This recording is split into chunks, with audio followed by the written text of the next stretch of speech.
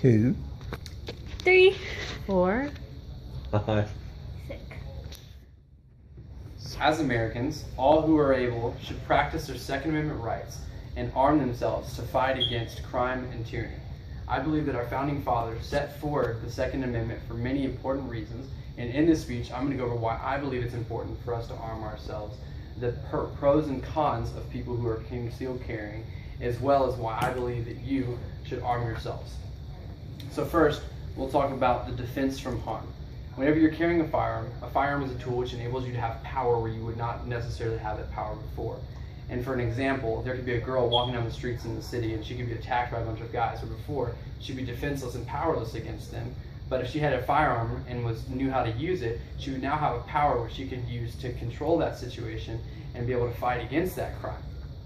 But not only does it deter crime and be able to protect ourselves, but it also protects our freedom. Stanislav Mishin from Pravda in Russia, he shares a story about how not too long ago in Russia, the citizens were all armed. He talked about how a daily carry was a pistol and a knife, and that lots of the citizens did that, not because they just wanted to carry the weapons, but because it was part of their defense from crime, as well as defense from the government, and it was what they would do all the time. But as the government started to change and they wanted to take power in different areas, the first ways that they started to take this was to take away their ammunition, to take away their guns so that they wouldn't have a power to stand up for themselves anymore.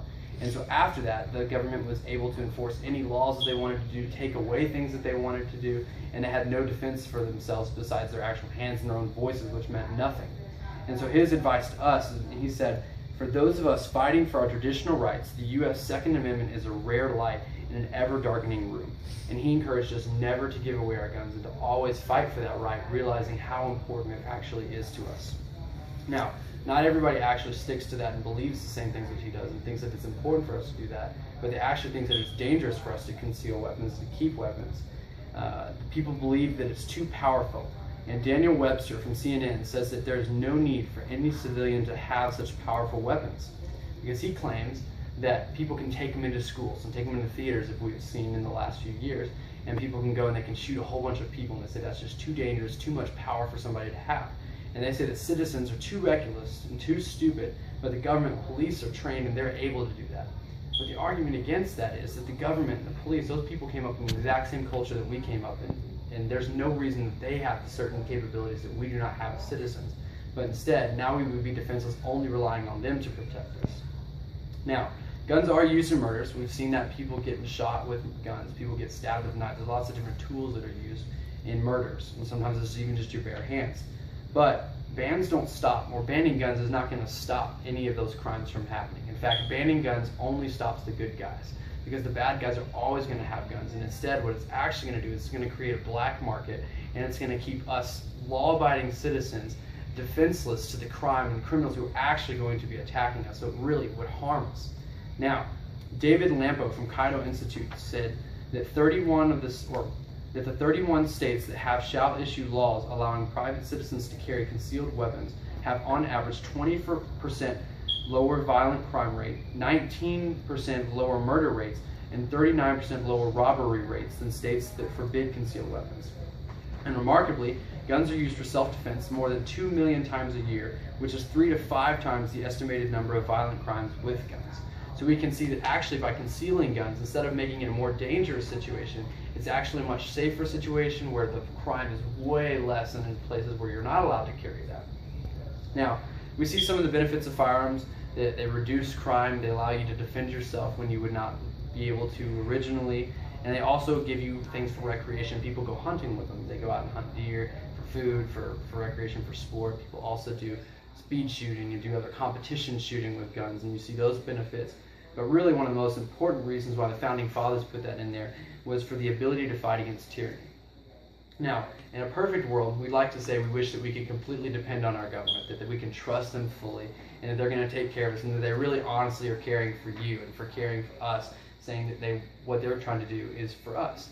But the truth is, history has shown that we cannot fully trust the government. In fact, it would be foolish of us to completely rely on them to give up our defenses and trust them fully. And so, Joe Otto from Conservative Daily says that the Second Amendment is our last defense against tyranny. In a case in an area where somebody would be, where there would be a tyrannical governor who's in, or president, somebody who's in charge, taking over, doing things which are not constitutional, or taking away our rights that we have, we would be able to stand up for those things. Where if we had not had our guns, like we've seen in Russia and some of those other communist countries now, where they lost those rights, they're able to enforce whatever they want to enforce because you no longer have the power to control that and to defend yourself. So I would like to charge us and charge you guys, anybody who is able, to arm yourself. First of all, to protect yourself against crime, to help reduce crime, and then also just to stand for your rights and for the rights that people have so hard fought for us. Ronald Reagan said that freedom is never more than one generation away from extinction. We did not pass it on to our children through the bloodstream, but it must be fought for, protected, and handed on from them to do the same. So I would like to challenge us to arm ourselves to be able to defend against enemies, both foreign and domestic. Thank you. I'm now open for questions.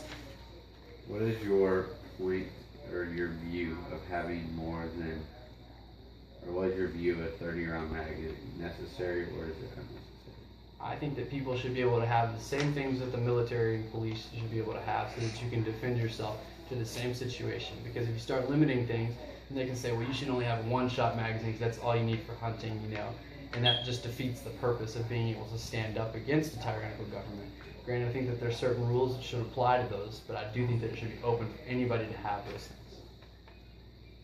How do you think we protect against knowing that the real issue is not necessarily the guns, but guns in the hands of people who are not necessarily capable of making good decisions with those guns? So how do we protect ourselves against those people? I think it is completely fair for them to run background checks, to be able to check your mental health and make sure that you're okay, and make sure that the people who are actually using guns are healthy and are mentally stable and have not had a bad history of crime in order to be able to have those guns.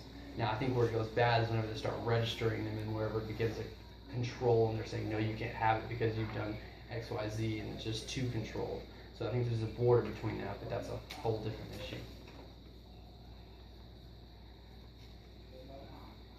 Well, the people that are against the guns, are they against any particular type of gun, or is it just guns, period, that they don't want you to have? Well, again, that's another big argument. There's some people who are for no guns anywhere, and there's some people who are for you can not have any assault rifles, any large rifles, because I think that that's not point. There's no point in that. And like you can still hunt with a little shotgun or something small, single shot rifle. But what those people are missing out in that argument of saying you don't need that for hunting is there's a bigger purpose. And that was the whole part about defending yourself against the government in a situation of tyranny and being able to fight back. And so I think that it's important for us to be able to have all of the same privileges which our police and our military has.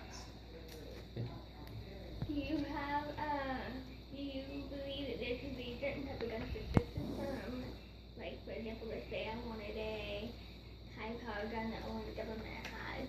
Do you think the guns that the government uses should be, I believe you should be able to have anything that they have. I'm sorry, like, what if I wanted to buy a high-powered type of weapon that only the government has? Would you? You should be able to buy it. 1, 2, 3, 4, 5,